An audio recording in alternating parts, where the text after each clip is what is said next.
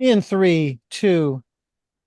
Welcome to Tell Me Your Story, New Paradigms for a New World. I'm Richard Dugan, your host. Welcome. It's such a pleasure to have you with us here on the program, whether you're listening on the broadcast or the podcast or watching and listening on the video cast on YouTube. That's Welcome to Tell Me Your Story, New Paradigms for a New World. I'm Richard Dugan, your host. Welcome. It's such a pleasure to have you with us here on the program, whether you're listening on the broadcast or the podcast or watching and listening on the video cast on YouTube. That's right, we're on YouTube.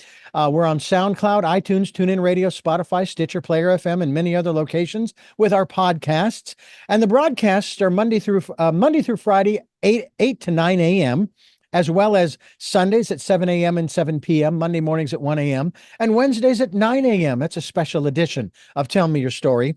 That's 9 programs, 9 opportunities to hear 9 different topics from 9 different guests. There's got to be something there. Maybe our guest might be able to share a little with us about that. We'll find out. Maybe not. But nonetheless, we're glad to have our very special guest with us as well. And we'll introduce her in just a moment. I want to remind you also that if you are able to do so, help to support us financially, we have a PayPal account. It's there for your security as well as ours. And when they ask you for the email address to whom you're sending, richard@richarddugan.com. That's richard@richarddugan.com.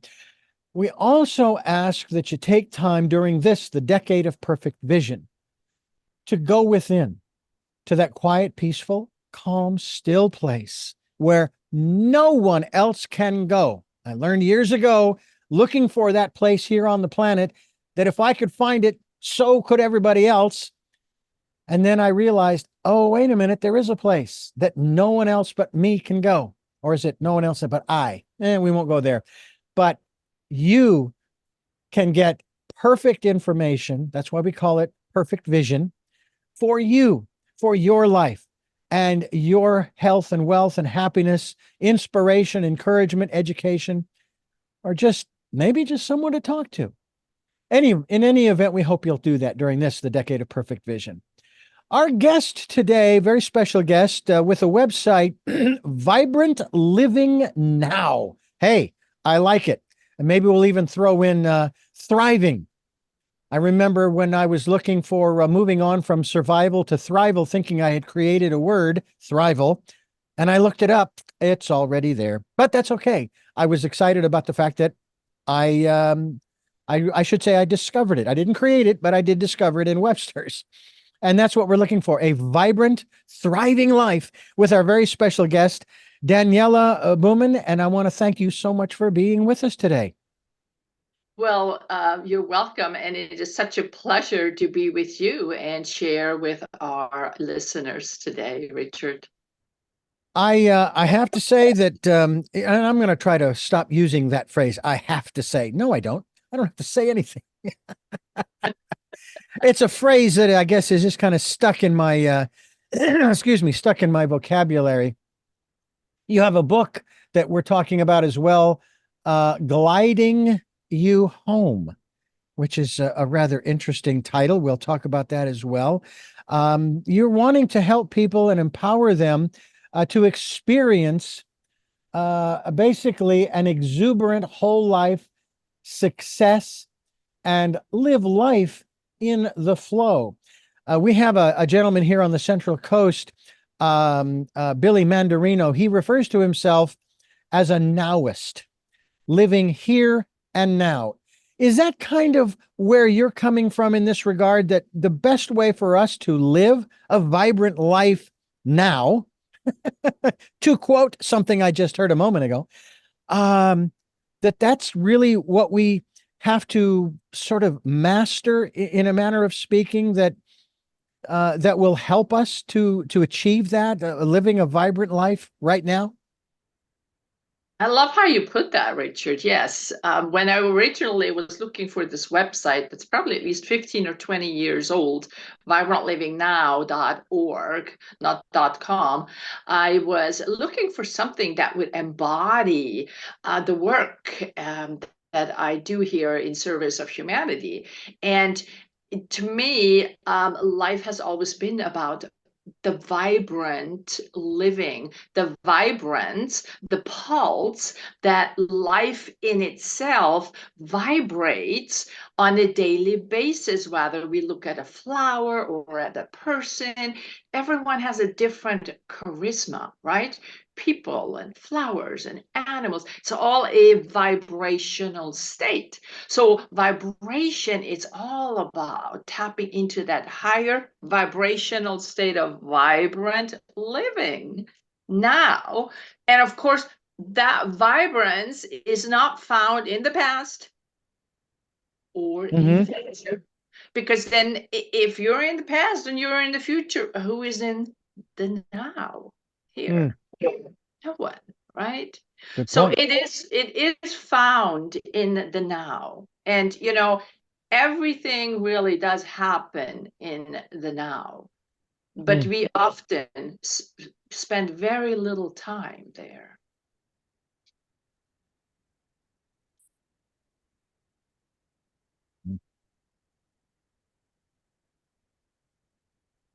Okay.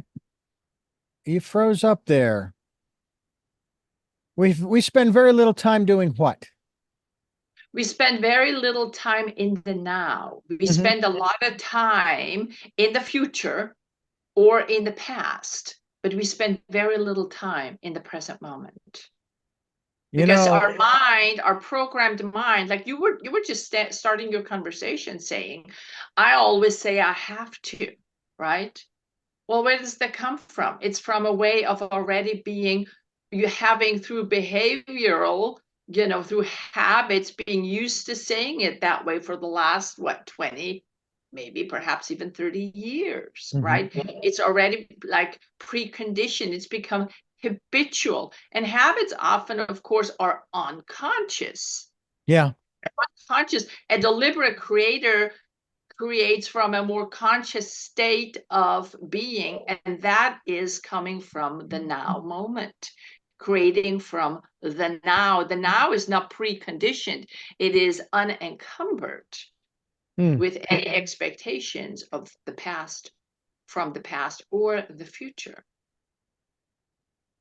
I'm curious as to the moment. I love using the word catalytic.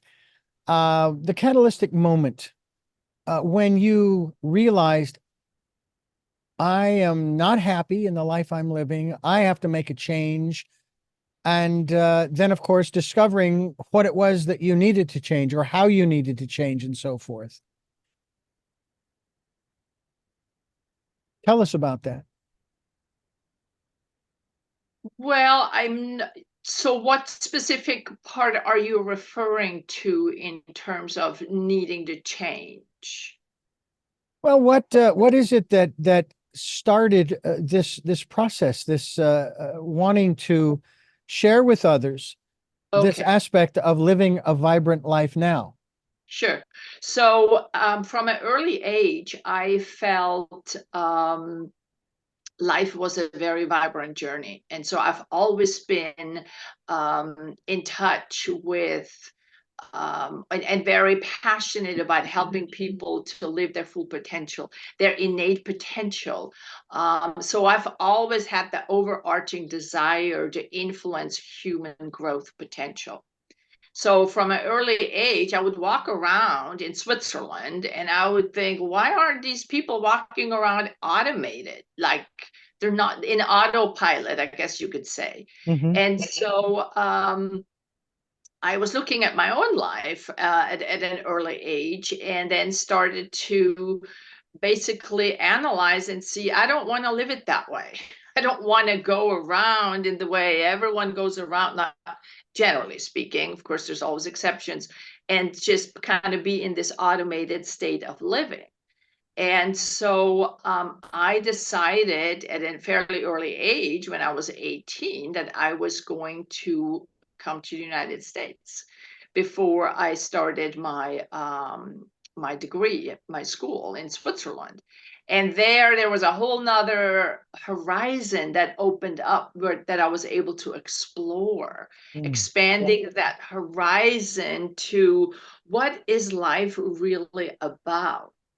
So it wasn't per se that my life wasn't happening. It just was not as aligned as it could be. And I needed to take that step to that next level. That was a long time ago when I started to really work with vibrant living, again, helping folks to tap into their innate potential.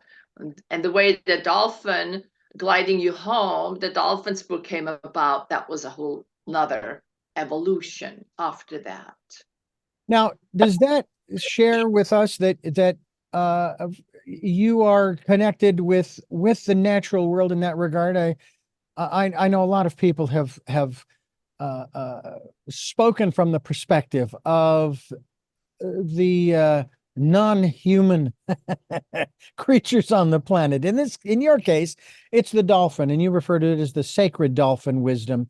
How did you make that connection? What was that event like that said, "Oh, this could be something here. This is exciting. I'm Right. thrilled about this." Right, exactly. That's a great question, Richard.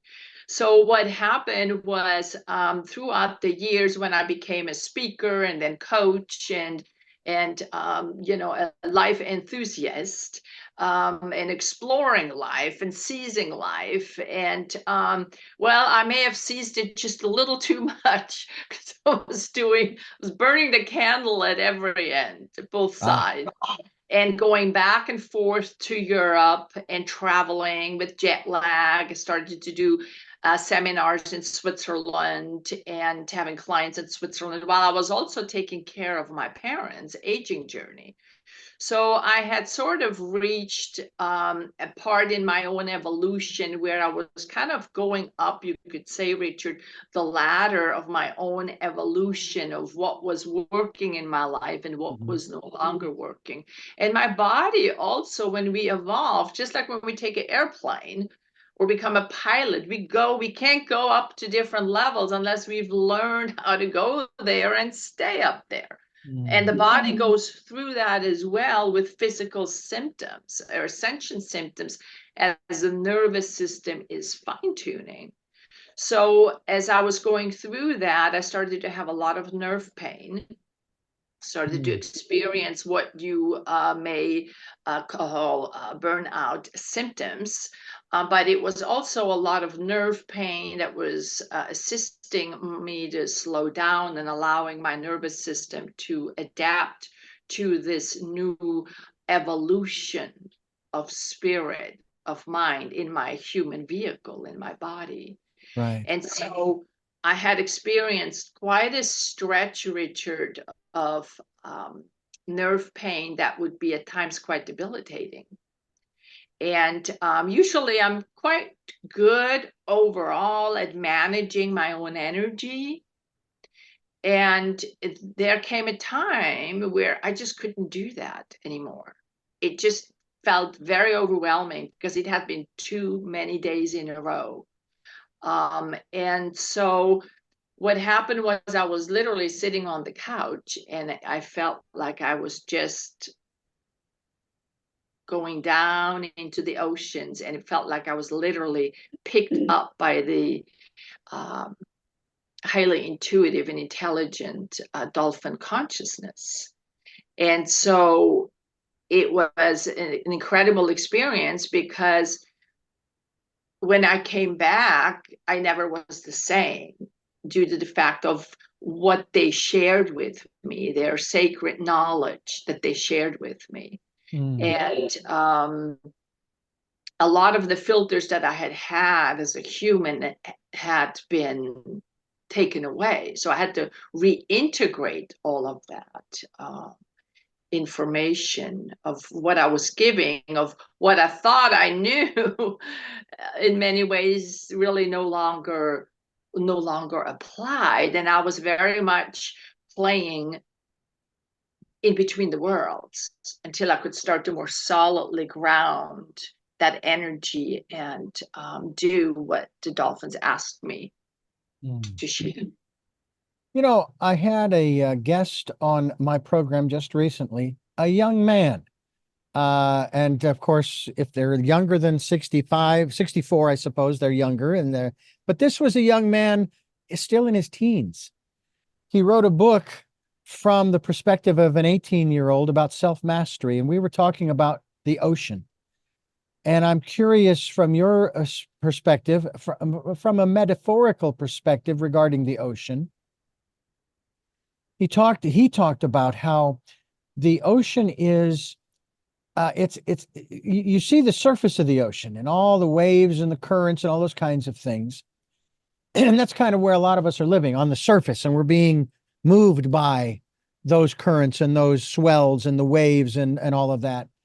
But when you go down into the ocean, you have other, maybe more subtle currents, and you go deeper and you go deeper and you find new and exciting things. And if I'm not mistaken, it may have been as they had traveled down to the Mariana Trench, which is supposedly the deepest place on Earth, they were able to see life that we didn't even know was there. We didn't even know it could exist at those depths of water pressure. So that was rather fascinating. So let me not go further into that, but let me ask you in that regard to your perspective on the metaphorical aspects of that body of water that I had to get close to. And that's one of the reasons why I live in Santa Barbara. Yes. So the ocean in itself is a whole nother world. It really is a whole nother planet in itself, right? And it is one that is very much helping the human to induce the kind of flow state that the dolphins talk about. Because when we, even are near a water fountain, right? Or we are taking a shower or a bath, or of course, if we're in front of a body of water like the ocean, it really helps us to dive deeper into that flowing component of water. Because in the ocean, everything moves and intercommunicates, interrelates, interconnects with each other, which is a big part of the dolphins' message of unity consciousness and flexibility and adaptability, cooperation, right? Mm-hmm. So when you watch the ocean and you dive deep, you can see how there goes the shark, there goes the little fish, there goes the algae, right? It's all moving and interrelating simultaneously. And the ocean offers such an amazing way of diving into it without having to think about it with your mind. You're just able to absorb it and go beyond the intellect into the power of your being, into, again, the now here. Daniela Bumann is my guest. VibrantLivingNow.com is the website. We'll have her continue here as we continue here on Tell Me Your Story. I'm Richard Dugan, your host, and it's really a pleasure to have Daniela Bumann on the program talking about her journey and the challenges that she has faced in her life that have brought her to bring to you and I this wonderful book that we're talking about as well. And we certainly hope that you folks will go to her website, which, ladies and gentlemen, we will be linked to. I want you to know that. And we encourage you to go there and find out more about the work that she is doing through this work called Gliding You Home, which seems to me an appropriate terminology, an appropriate term to especially in regards to what you were sharing with us about the dolphins. And I know that there are a lot of people on the planet who want to swim with the dolphins. And there's part of me that's going, will you please leave them alone? They're just trying to live their lives. But at the same time, would you acknowledge that, hey, they're here for us. They're wanting to help us. And it's okay if we share some space with them in that regard?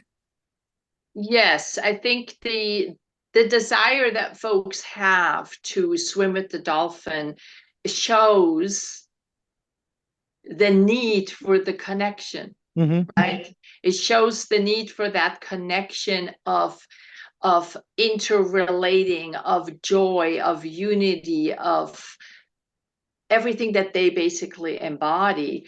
However, they do like their space Yeah. nonetheless. Mm-hmm. They definitely like their space. They are not people, right? Now, interestingly, I've spent a lot of time with the dolphin consciousness, hours on end as I was channeling this information. I don't have a desire. I know it's kind of interesting. I don't really have a desire to swim with them because I feel so close to them.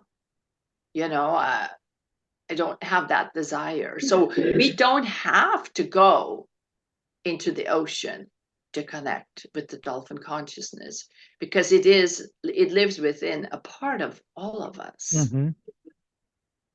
So, so basically you have connected with the dolphins in more of a spiritual, uh, uh almost, correct me if I'm wrong here, almost telepathic manner. Would that be accurate? That's correct. Okay. Yes. Yes. And you've been communicating with them for how long? Uh, Probably for about 2 years. Okay. Mm-hmm. How has that communication, aside from obviously being able to bring this work into fruition, how has it changed your life? What has manifest in your life that has made uh, this experience so significant for you? Oh, that's a great question. I've been living my life for quite a while already, living my dharma, the purpose of what I'm here to do and how I'm here to serve. However, I think as a human being, our ego is always involved in one way or another, and we do need a healthy sense of ego nonetheless. And I think this was moving me more into a none not as a spiritual direction as this one. Mhm. And it's not that that wasn't good. It's just the dolphin consciousness really wanted me to dive much deeper into living my life, even increasingly from the seat of my soul. Mm. And that required for me to let go of some old ideas or attachments or things that were just no longer apropos when you start to live from a higher timeline of what is necessary on the planet as we are building this new world now. What is necessary in the now? Because at the beginning I was like, you want me to do what? I'm a life and business coach and speaker, and you want me to write a dolphin book? You want me to do what? So having the courage to dive into this realm of my ability to connect telepathically with the dolphins, as the intuitive I already was in the business world, Mhm. just a whole nother level, was definitely taking, in quotation, the bull by the horn and saying, okay, I'm doing it. I don't care. Some people may think I'm crazy. It doesn't matter, because this is helping folks to tap into the power of who they really are. And not just for them, but for the whole of humanity, of really coming forth and living our truth in building the new world, as long as we are not hurting anyone else. Mm. I want to ask you about another sea creature because it's been said that I don't know if they rival, and I know there's no intent there to rival, but I want to ask you about another sea creature that is considered to be extremely intelligent, but also has a very short lifespan, and that's the octopus. It's not only intelligent, it's clever, it's very unique and creative. Especially, I mean, one of the most amazing things about it is its ability to mimic its surroundings to hide from predators. A chameleon, I guess, is the next, the land-based critter that the octopus might be akin to in terms of its ability to match or change its outer appearance to match its surroundings to hide from predators. I find that very fascinating. But I'm curious as to any connections in that regard, maybe either independent or even through the dolphins. That hey, they've shared with you that we're not the only ones down here. We're not the only ones out here that are wanting to help humanity to evolve and raise the consciousness of themselves as individuals as well as the planet. Yes, definitely. They have never claimed that they're the only ones. As a matter of fact, this reminds me of a session I had with a client. And as I was working with her, and with her particularly, I worked a lot with the information, with the wisdom I was given from the dolphins, because I have my prior book, High Performance Without Pain, 7-step blueprint to reclaim your vibrant life and get even more done. And that was the prelude to the second book. They both work alongside to create that flow state. But as I was working with her, suddenly an octopus appeared. Really? Share with her the need to adapt, to be agile, to move, to within her own personal life challenges that she was going through. And I'm like, what, this is interesting, because I really didn't expect it.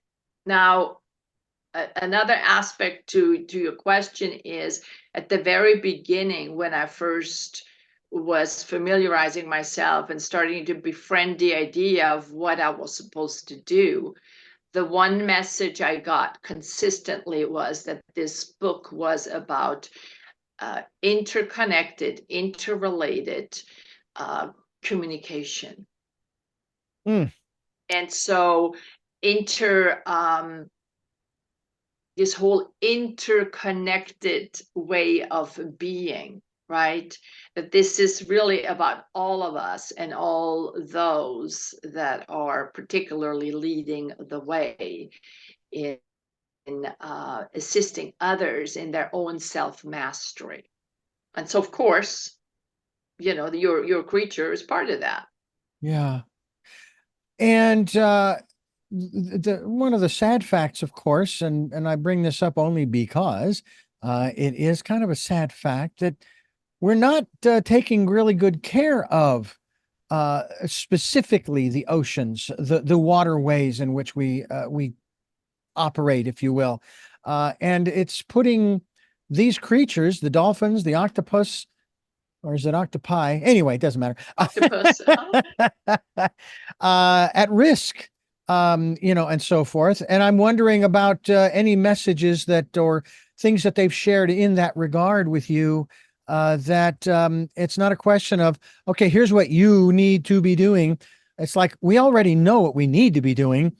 How do we encourage others so that the process of the population of those doing what needs to be done grows, can do just that it can grow. And because I've long believed, because here's the argument I've heard on the part of those who are not necessarily climate change deniers and so forth. And I basically say that I'm throwing out the science. I don't care about the science.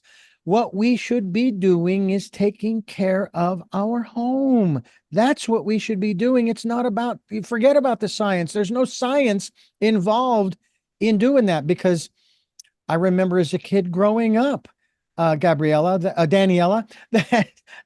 that my mother would say, okay, we're all going to spend I want you all to clean your rooms.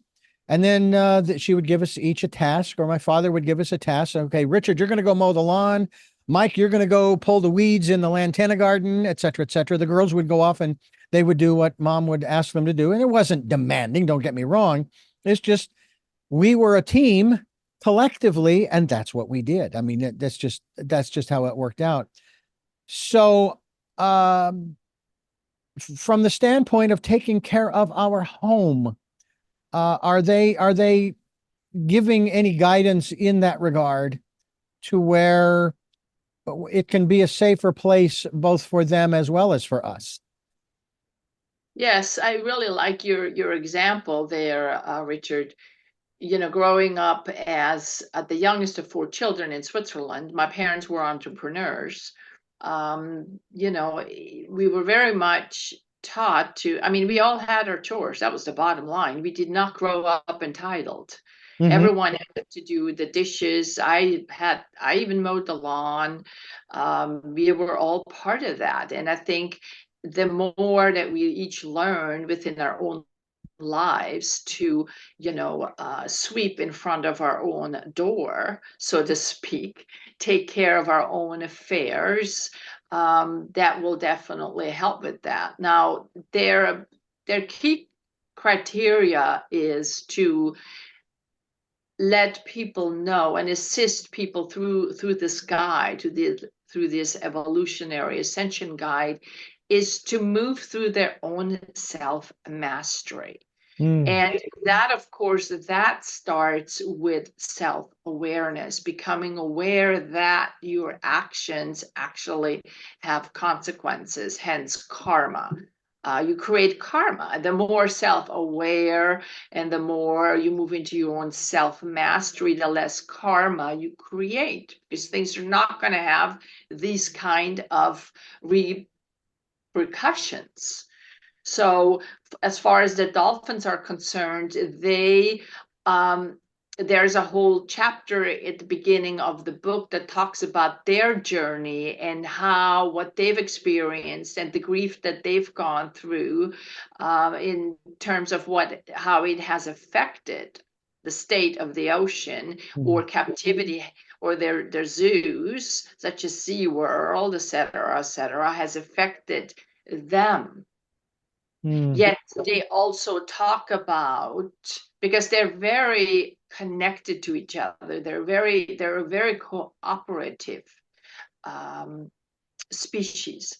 And they also though do talk about the importance of evolving your own circumstances as they have. They're not mad at the human.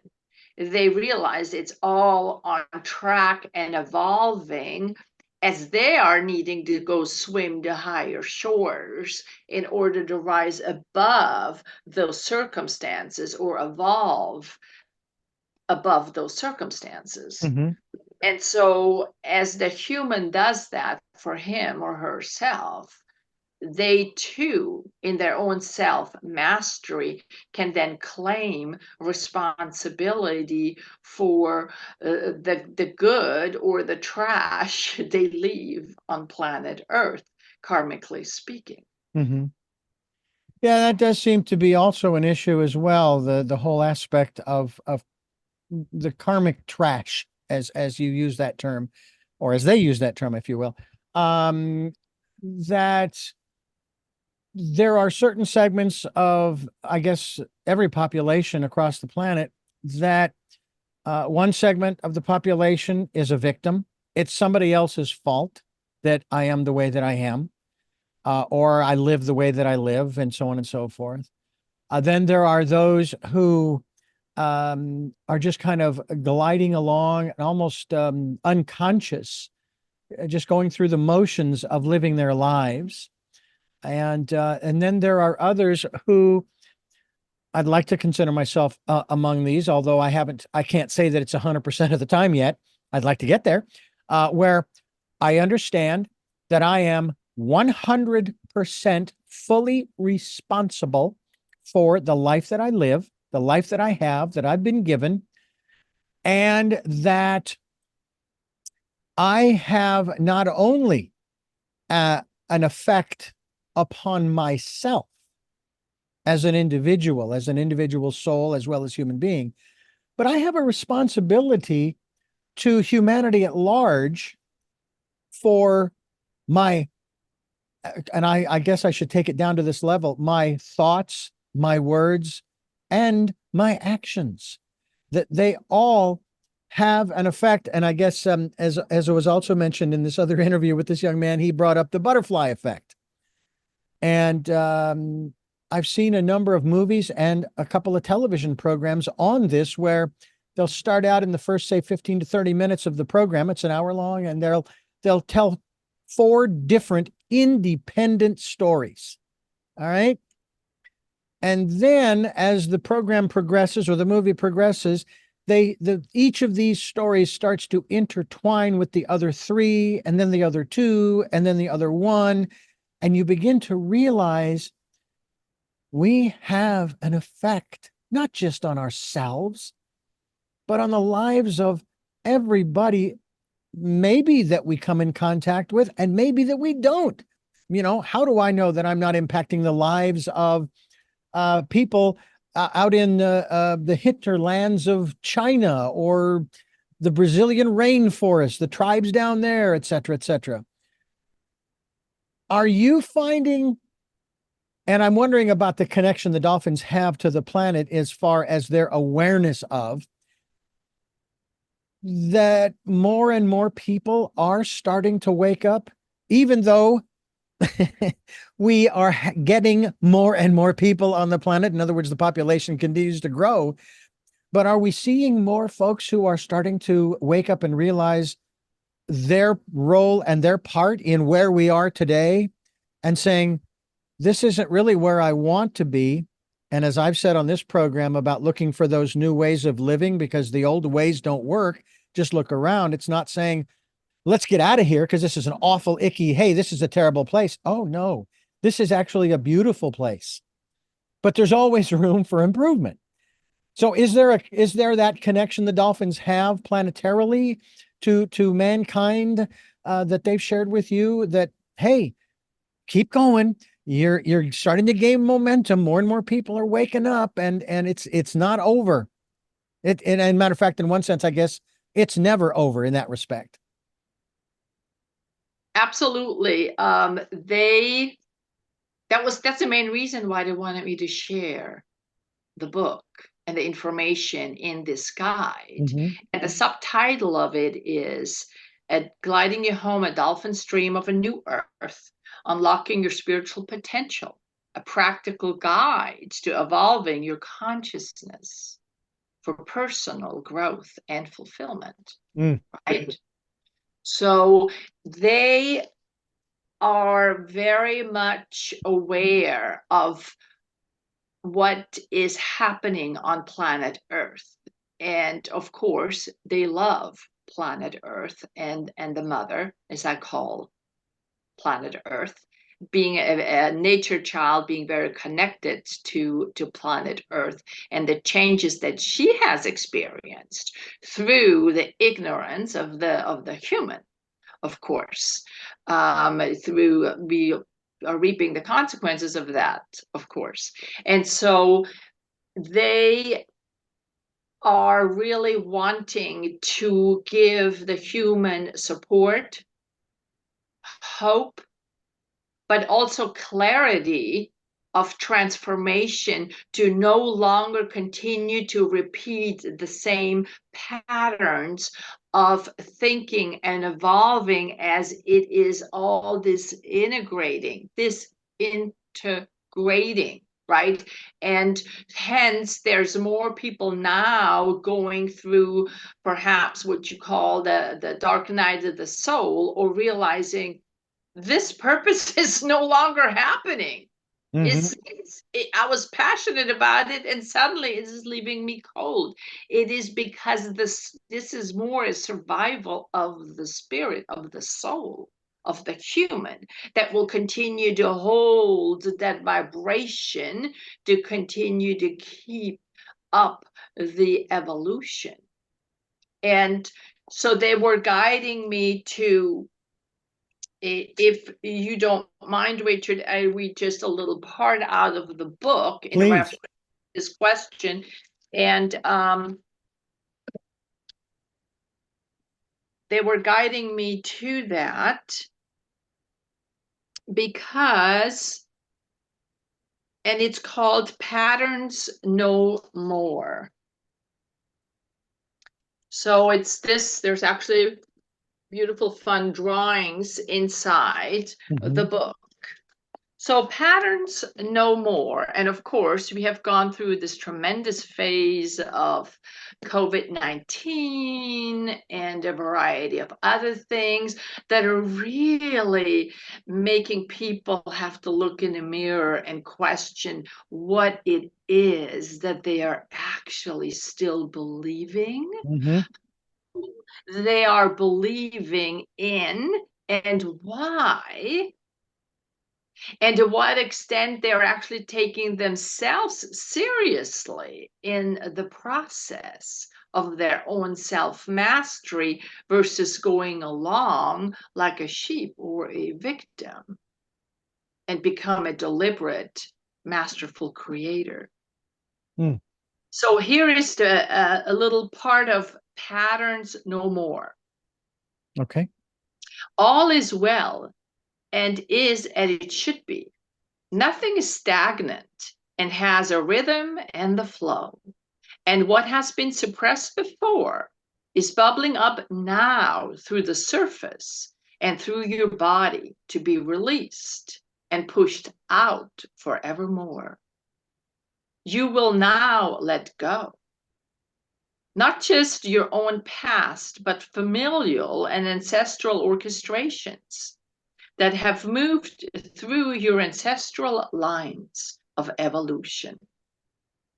Not unlike the ley lines of the earth, which can and are apt to change through this current immersive transformation to formulate or move toward a new grid. As we've mentioned before, nothing is ever stagnant. Even though, due to your own evolution, it and its speed or lack thereof, it may appear that way. Just like within the oceans in which we play and live through joyful perceptions, no wave is ever the same, yet it may appear to the naked eye to be so. Mm. Beautiful. Daniela Bumann is my guest, and we're talking about the work that she has put together called Gliding You Home. Love that title. It's a dolphin's dream of a new earth, unlocking your spiritual potential. It's a practical guide to evolving your consciousness for personal growth and fulfillment. I first of all, I want to let our listeners know that not only is this available in Audible, which, by the way, Daniela, I keep referring to my niece. I apologize. Okay. Daniela, I have just downloaded into my Audible the book, Wonderful. Gliding You Home. And I've also downloaded the Audible of High Performance Without Pain. And one of the things that I want to talk about here and have you share what the Dolphins have shared in this regard is that aspect of living in the now in respect to being able to go through the various challenges that each, and I like to refer to them as challenges, not problems, that each of us goes through in varying ways. We all experience exactly the same emotions of happy, sad, love, joy, etc. They're all the same. It's just the level of intensity on a scale of 1 to 10. Today it's 3, tomorrow it's 9, to yesterday it was 1. And being able to not, how do I phrase this? Being able to go ahead and have those emotions, but not get stuck, so that we can listen to, as we encourage people all the time, listen to that still small voice that it has been said will give you the answers to your questions in the questions. In other words, if you're even asking the question, the answer is already there. They shared with me, one gal shared with me on describing my perceptions of my late father. He passed away just about a year ago, and sometimes I start saying things to sort of encourage myself, and I'm going, where did that come from? And I'm thinking, that's probably my dad talking through me, just saying, hey, it's okay. You're doing fine. But a lot of times it's impressions, like when I'm outside working and so forth, and these impressions will come. Um, so I would like for you to talk a little bit about that in regards to this dealing with that inner life that we all. It seems to me, I've heard it said that we all can have these kinds of conversations with, in your case, for example, the dolphins. I could have this same communication, or maybe that's not part of my life's purpose to communicate with the dolphins. I'll go to Daniela, because she's kind of got the inside track already. I don't need to develop that path, okay? But I have other paths, like the impressions I get from my father, or from, and I like to refer to that still small voice within me, from my friend. Talk to us about that connection and how we can establish those kinds of connections. You know, if we were to know, and I'm including myself in that mix, how connected we are, we would just be besides ourselves, because we are so connected to all that is ultimately. And of course, you know, my first book, in terms of listening, what you're saying, what you're talking about is a lot about that personal mastery, life mastery, and being able to step out of the conditioning. Of course, our parents have done the best that they could, right? So their parents done the best that they could, but we grow up with a big part of familial beliefs, conditioning, behaviors, right? And then, you know, then of course we're thinking, oh, we're so independent. And yet, you know, in self-mastery, oftentimes you go through a big part of undoing everything that has been done, so you can become your more authentic self and define your own self. And so in my first book, High Performance Without Pain, this book here talks about the 7 habits.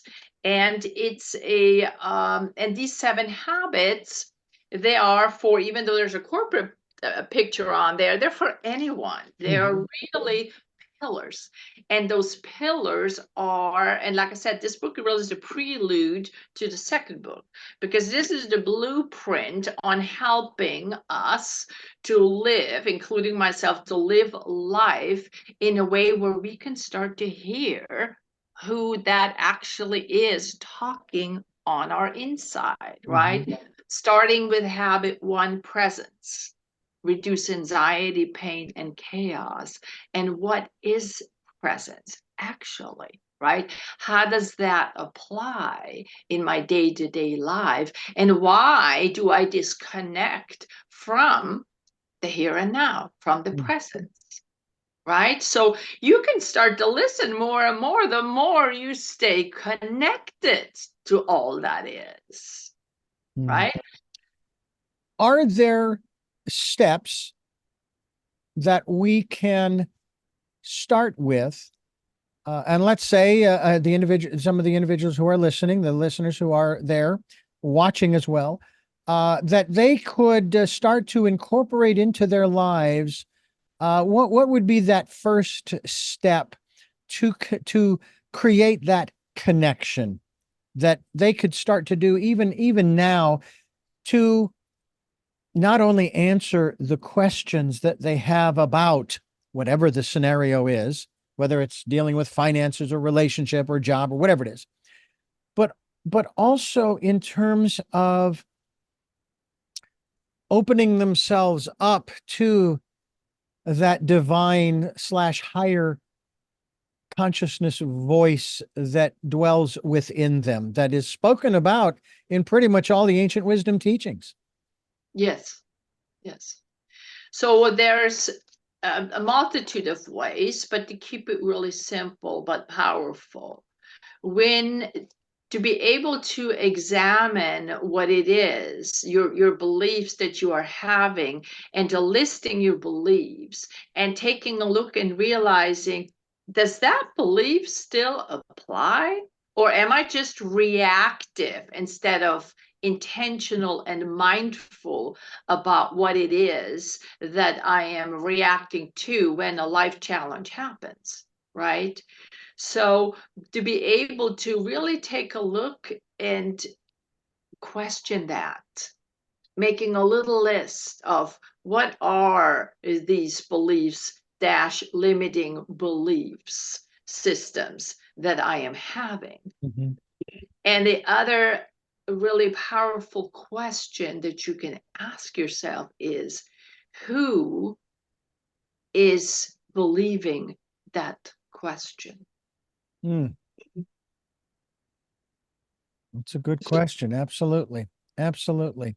Is believing that question. Oh, the little girl of 5 years ago. You know, or oh, the victim that has always felt like it's just never good enough, or my mother always did, or my father always did, and now you're just in reaction thereof. It is not real, it's not authentic, it is not in self-mastery. Mm. When you just start to become present to that belief that may be in past tense, Mm-hmm. that then gives you the power to reevaluate, and then you can start pivoting it. You can start to, through intentional mindfulness, you can start when you arrive at this same challenge for the 50th time. Mm-hmm. You can start to breathe, exhale the old, and inhale the new, and start to ask those questions. Mm. Who is believing this? Who is asking that question? Daniela Bumann is my guest, and the title of her book that we're talking about today primarily is Gliding You Home. Boy, that would be nice to just glide on home. It is a dolphin's dream of a new earth, unlocking your spiritual potential, a practical guide to evolving your consciousness for personal growth and fulfillment. And I'm going to just share with you real quickly that, and as I said before, we're all going through stuff. We all are, period. It's whether or not we go through it. I'll put it kind of this way, with our heads held high, knowing, number one, we're doing the best we can. I even wrote a song by that title. I'm a good man doing the best I can. Oh, I love And, it.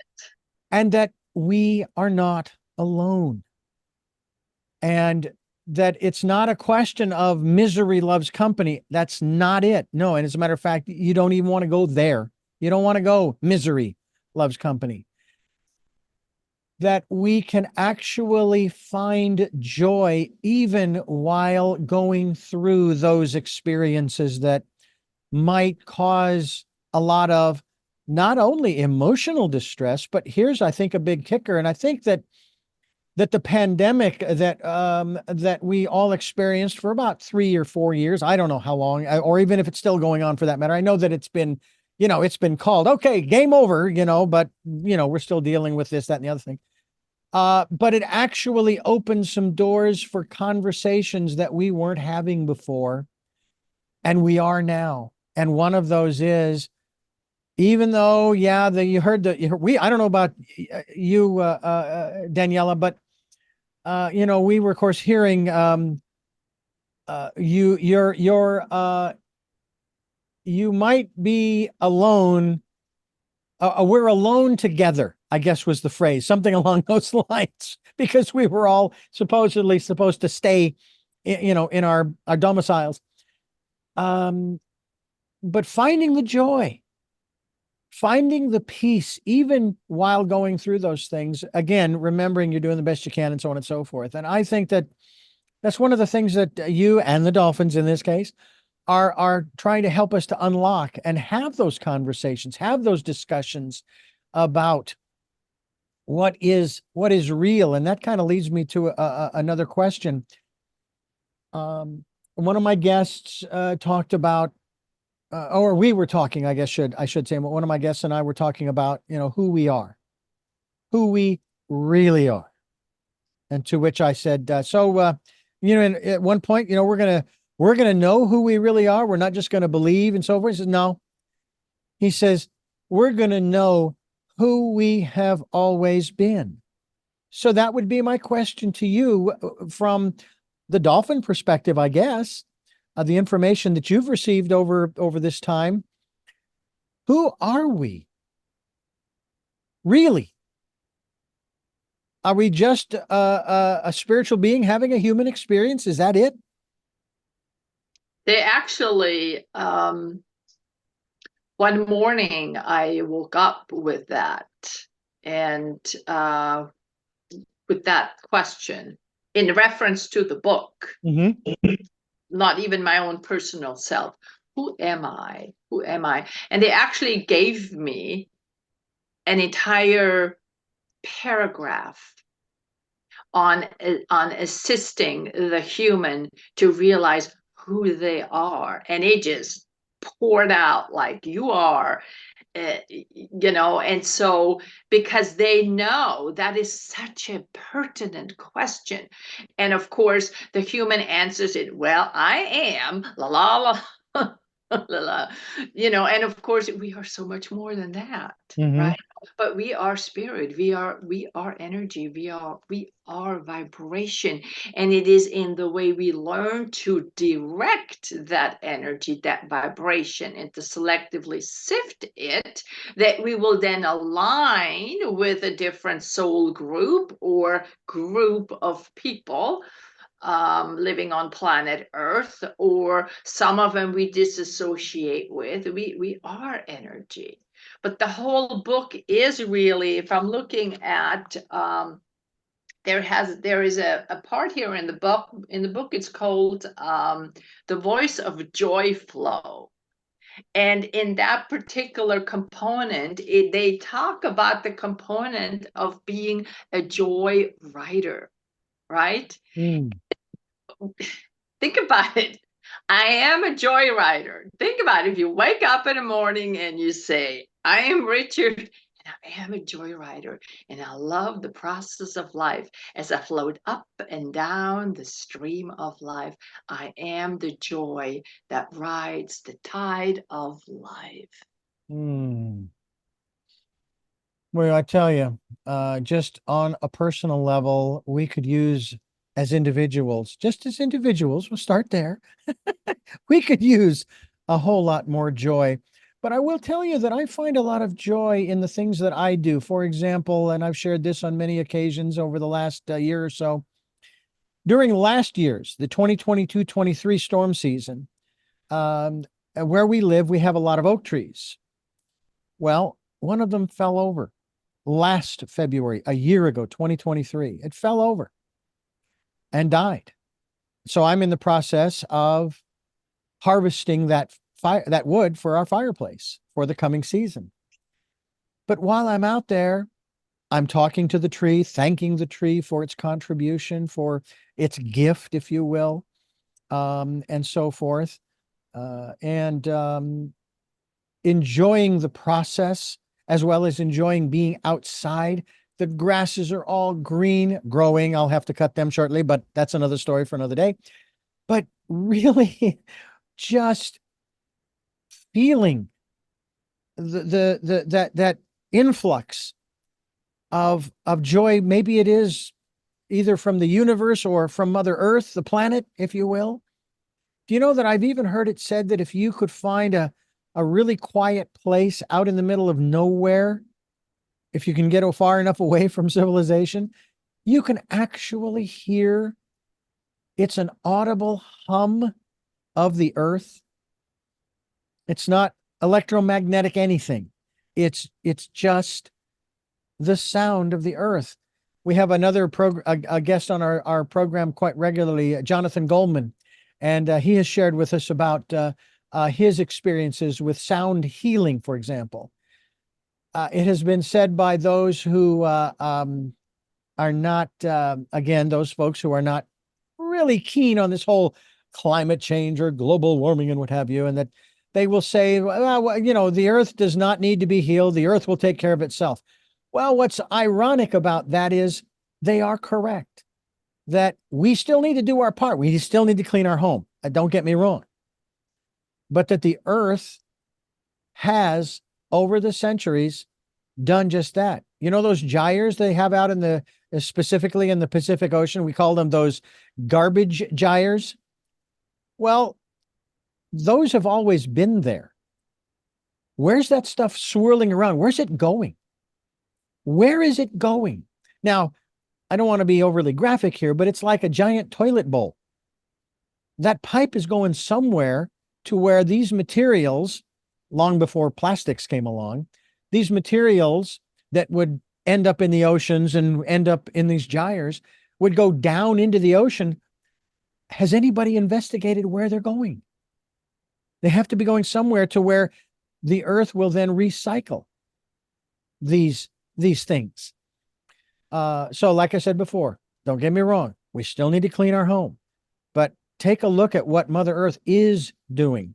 And it seems to me like some of these volcanic areas, who knows, maybe that process too is going to incinerate some of this garbage that we have around some of these places. I mean, I don't know that Mount Everest isn't a volcano, and there's a lot of garbage up there.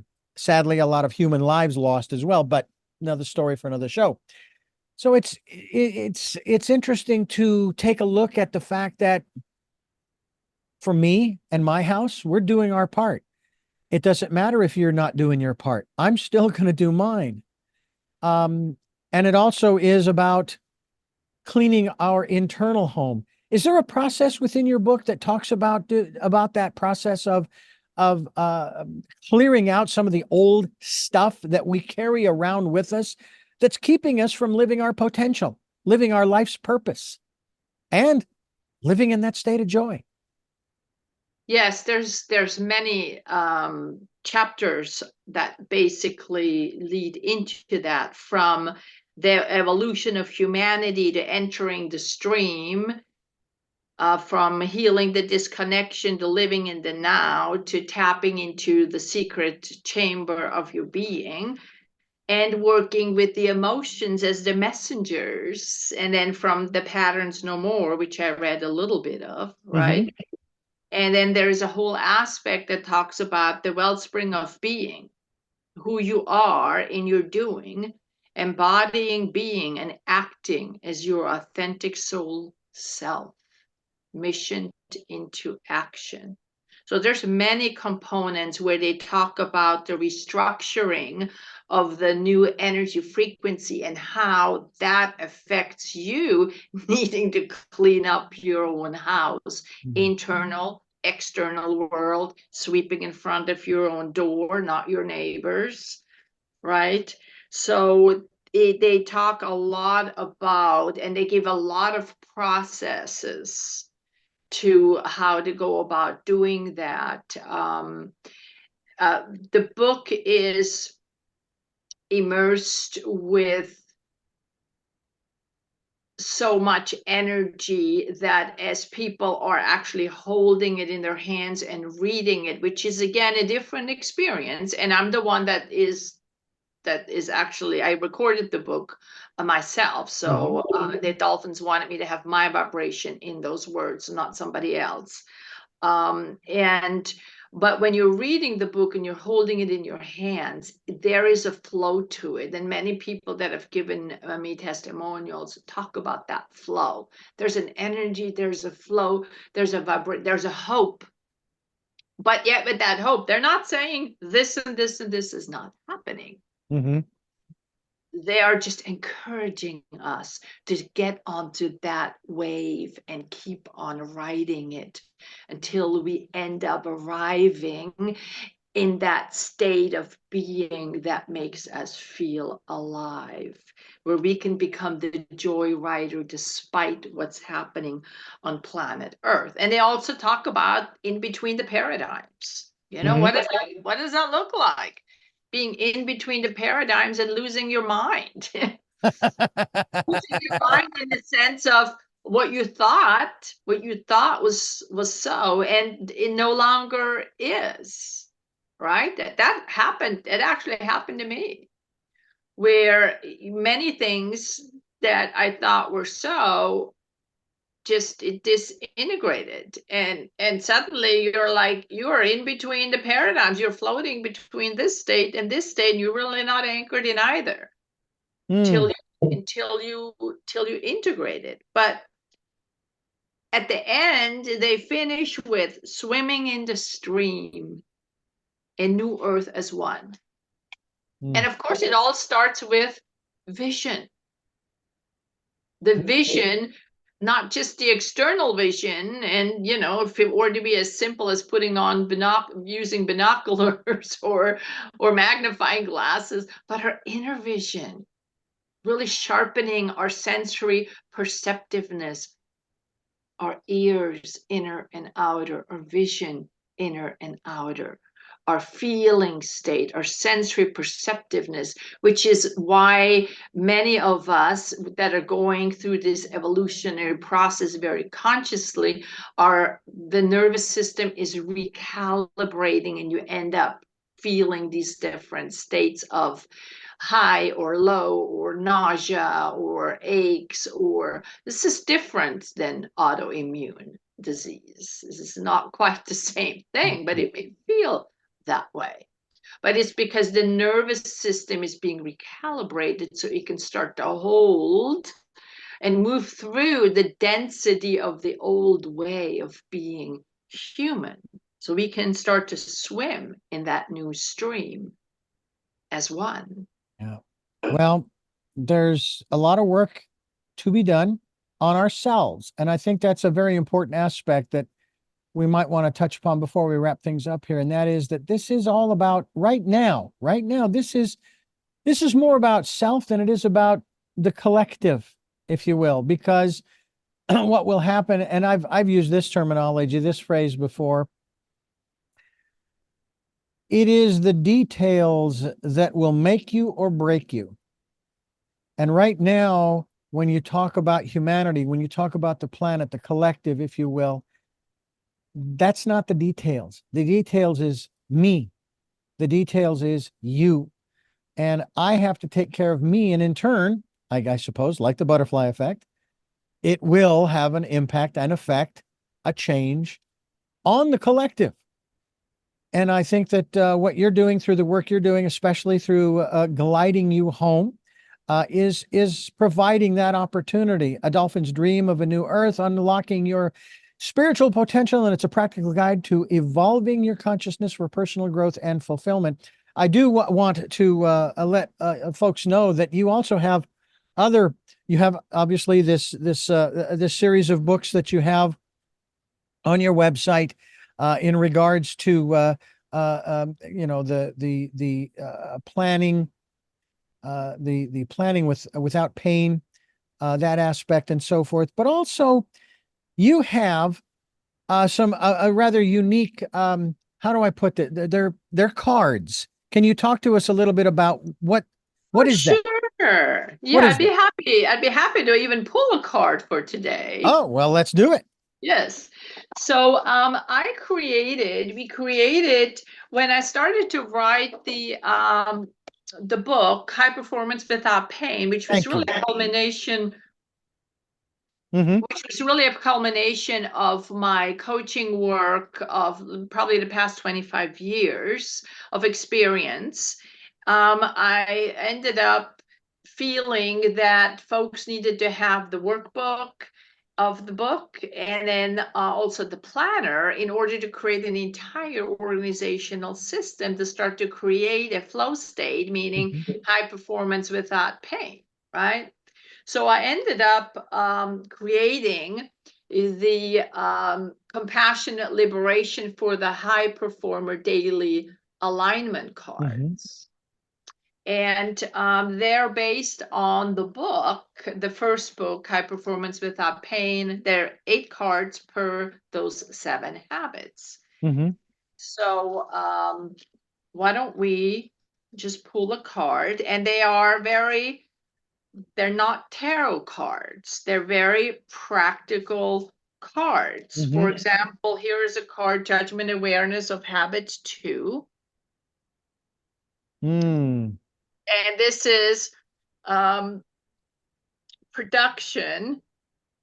It's an authentic life, scene, vibrant life, role, my own, date, every day. And it says, when do I feel I'm not playing a role? When I trust myself and my feelings, I always know. So that's just an example, but let me just pull a card for the show today. Okay. These are called daily alignment cards, folks, and they are what she refers to as a compassionate liberation for the high performer. So I may have to get myself a set of those cards as well. And before she shares with us the card, there's one other thing I wanted to mention, and that is you have, in addition to the audibles to High Performer as well as the Gliding You Home, she has a guided mindfulness meditations that are available through her website, which we will be linked to. And again, that website is Vibrate Living.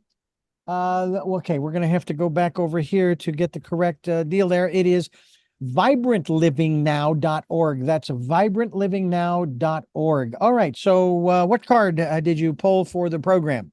So this is the card that I pulled. Can you see it all right? I can see the card, but you'll have to describe it. Okay. So it is a lady driving in the car. Okay, now I think you can see it right there. I see that, yeah. So it's habit 7, and habit 7 in the book is patience and transformation of the ego. Imagine that, right? There's no ego here. What are you talking about? Oh, well, that's scary. If somebody says they don't have it, you really have to watch that one.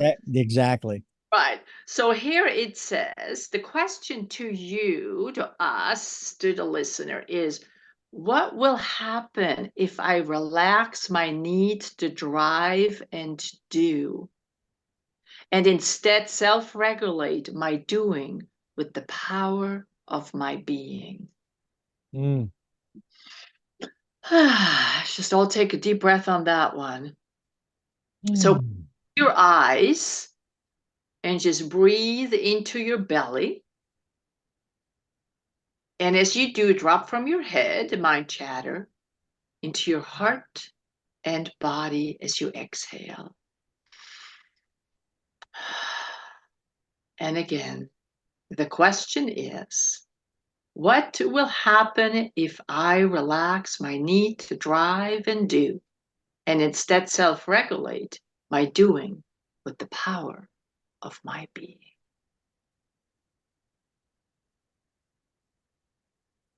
I will say that one of the first impressions that comes is to do that and listen to that still small voice, because that gets me out of my ego.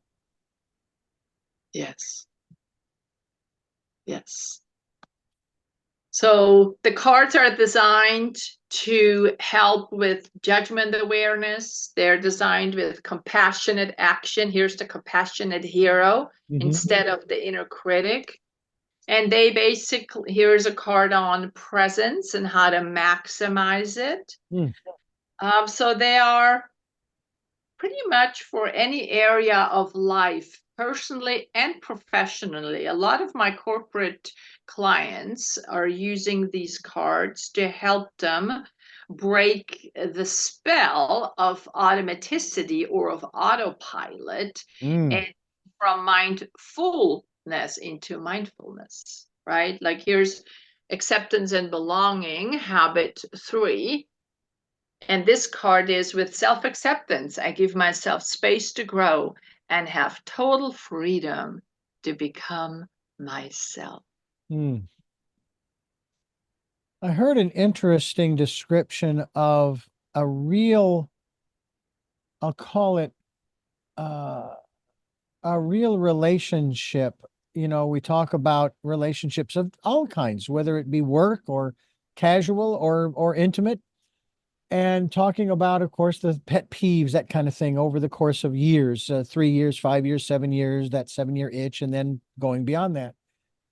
And one of the things that actually was raised was that when you go beyond that, because having those pet peeves, you're in your ego, you're in your personality.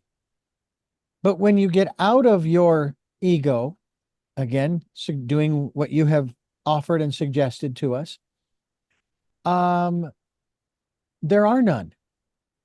That again, you recognize that you and the other person or persons, you're all on the same path. I guess the best way to describe it is the way I view when I'm driving here in California.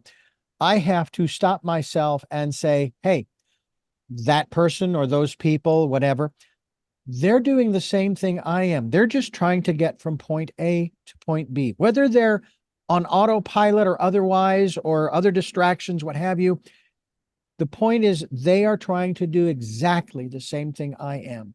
So, in a manner of speaking, cut them some slack. So maybe down the road, if you do something that you're not being conscious of, they'll cut you some slack as well. The whole karmic thing, if you will. And so in relationships, it's kind of the same way. Get out of, obviously, the victim, which I have to be honest with you, back in the 80s, I went through several personal growth and development programs, starting with one called LifeSpring in 1981, and several others after that. And at that time, we were in victimhood. This was in the early 80s. This is mom and dad's fault that I am the way that I am. Then we went to codependency. Learned about that. Then we moved to interdependency, which was freedom from victimhood, freedom from codependency, and recognizing our level of responsibility and so on and so forth for our own lives. And then all of a sudden, in 2015, we were right back to victimhood. And I said, I'm not going to play that game. You want to say that, it's their fault that we are where we are? No, it's not. We, if you choose to, believe this, we are where we are because of what we have done. I am where I am because of what I have done. I take responsibility. I wish that collectively we would start to take responsibility, and instead of blaming one group or one person or what have you for what ails us, if you will, what bothers us and that kind of stuff.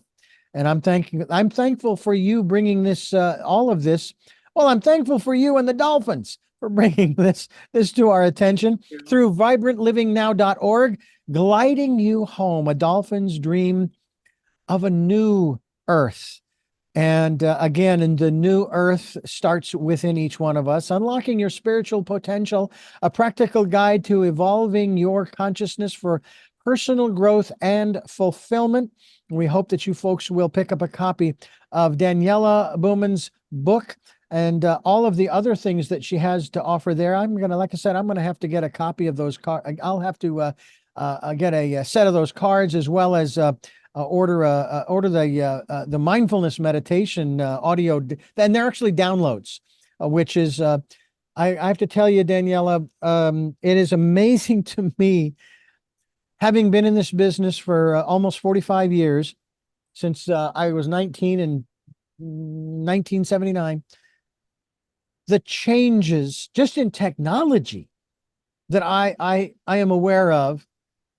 We used to put things on reel to reel, and then on cassette, and then vinyl. I mean, there was vinyl before that, of course, but we even had programmers that would provide us programs on vinyl, which was amazing. Then it went to CDs, and now it's just files, and it's just incredible. And I'm also grateful for the fact that you took it upon, well, I shouldn't say you took it upon yourself. You were guided to record these two books. And so we're very grateful for that. Do you also conduct the meditations, the guided meditations? I do. I do. Wonderful. It's a big part of my coaching practice with my one-on-one clients in Redlands downtown. Of course, I do Zoom sessions internationally, but when I speak, when I do a keynote or I speak or I do a workshop, I very much include the meditative component in order to help the human to pivot the energy and to drop from the monkey mind into the power of heart and body wisdom, because that's where we connect to the all of what I, we are. I wish we could find another animal for instead of monkey mind, because I got to tell you, I don't think monkeys really do appreciate what we. Probably don't. if only Well, if only we could if only we could transform our minds into the dolphin mind. Wouldn't that be nice? yes, but I think I'm very much an animal lover. I'm a PETA member and I sign many, many, many petitions on a weekly basis. I have them almost on auto to do that. But to not to be negative towards the monkeys, but I always picture, when they're in a zoo kind of setting and there's bananas, right? And they're all over, that kind of situation. And hence those are the thoughts. Yeah, no, and I understand. I do understand, and it's just an interesting, humorous point It is. perspective. I am thrilled to remind you folks that the website once again is Vibrant Living Now. You heard me right. I said now, vibrantlivingnow.org.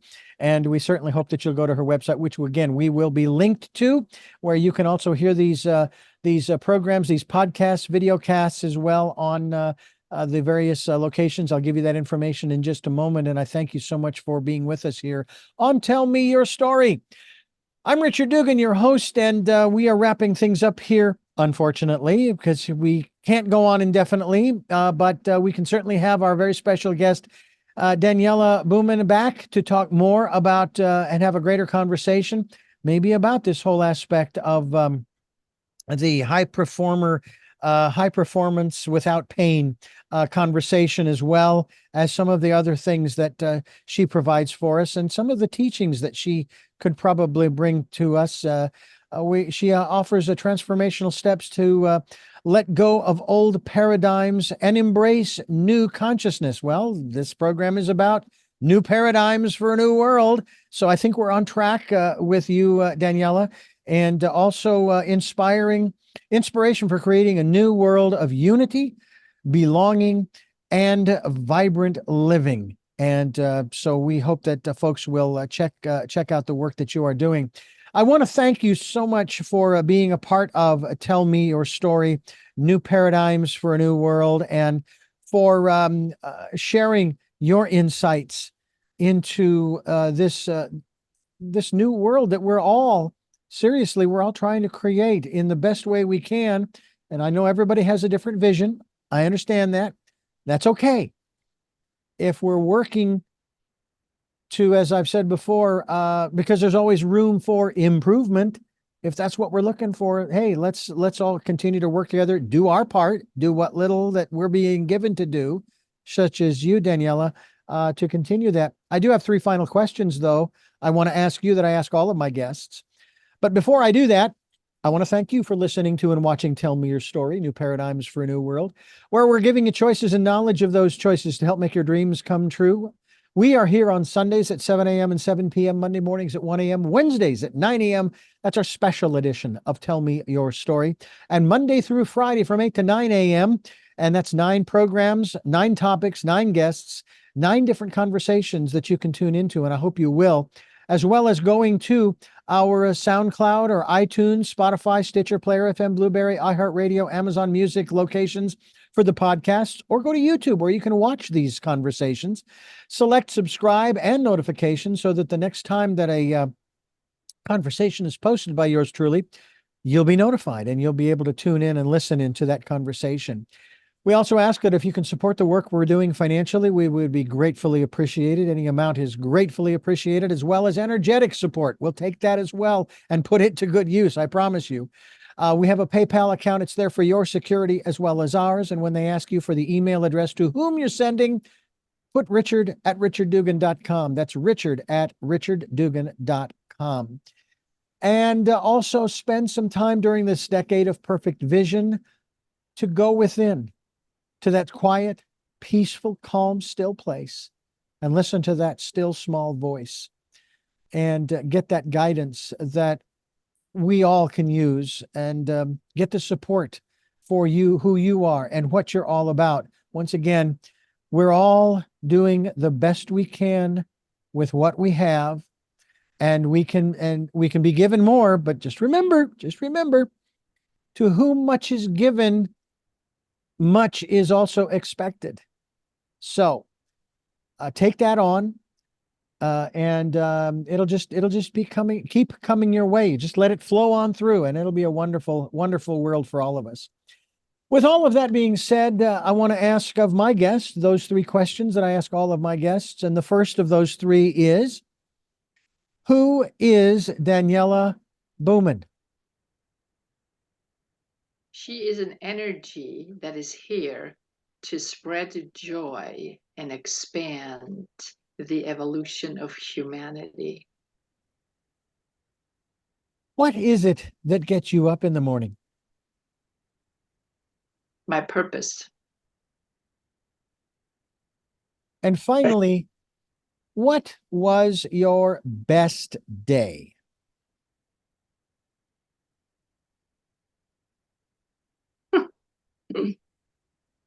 You know, that's funny. What comes to me literally is my birth.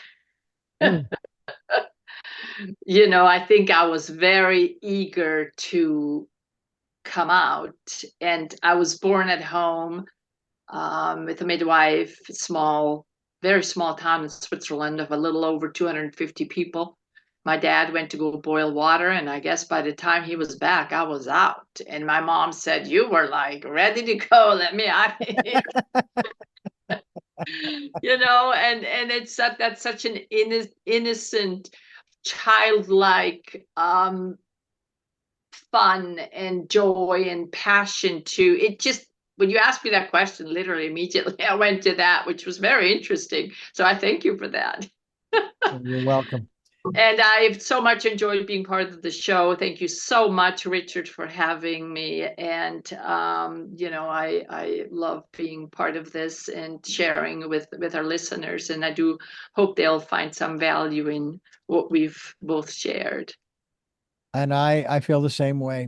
And again, thank you so much. And I thank you for listening to and watching Tell Me Your Story, New Paradigms for a New World, where we're giving you choices and knowledge of those choices to help make your dreams come true. And until our next broadcast, podcast, videocast, love to La. Jeanette, I am still listening. Dad, continue to be happy because I am. Smokey, I'll see you on the other side. And to my dear friend Zorro, aho, aho.